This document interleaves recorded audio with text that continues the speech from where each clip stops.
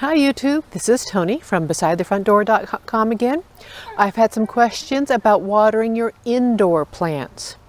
Now, one thing to remember that when you're watering your indoor plants is the difference with the outdoor plants is you have to be more concerned about where the excess water is going.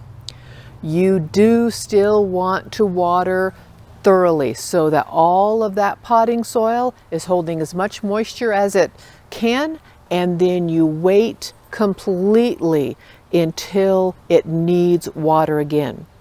To tell when it needs water again, an industry tip is one thing that we do is you can use a moisture meter to make sure down deep in that pot that moisture has already gone. A lot of our houseplants happen to be root bound, and so it's more difficult to stick your finger in if that soil is dry yet, if it's time for more water. So a moisture meter really helps with this because you want to wait until the meter tells you.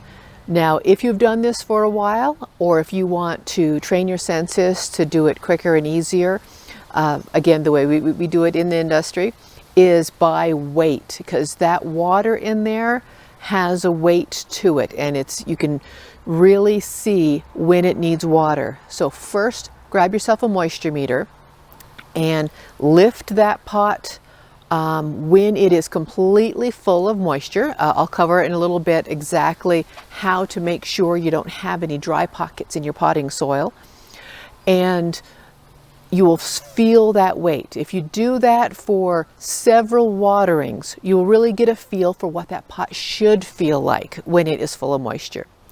And then while you're using that moisture meter, checking it once or twice a week and waiting for it to show that it is getting dry down in there, lift that pot again to see what that weight feels like when it is just the plant with just the soil. Now, different potting soils have different weight to them when they are dry. So that's why it depends upon your potting soil you have, the size and the volume of the plant that you have, and of course the pot that your plant is in. This works best for pots that are small enough to lift, of course. So for your floor plants that are too big sometimes to really lift up, just rely on that moisture meter.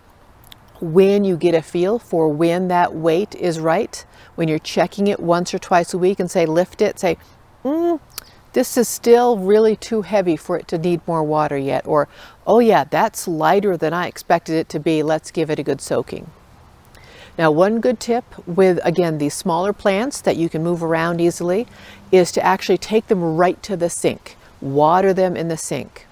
Now, the way to make sure that it has get enough water so that you do not have dry pockets in there is to water it 3 times right in a row.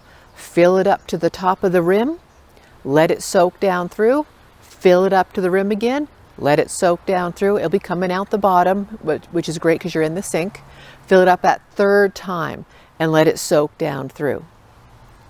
Now, if you are fertilizing your houseplants once a week with a liquid-based fertilizer, something like a Miracle-Gro, or there's several organic options out there, that 3rd time you do the soaking, that's the time when you want to use your fertilizer water, so that you're not washing it out with these other 2 soakings.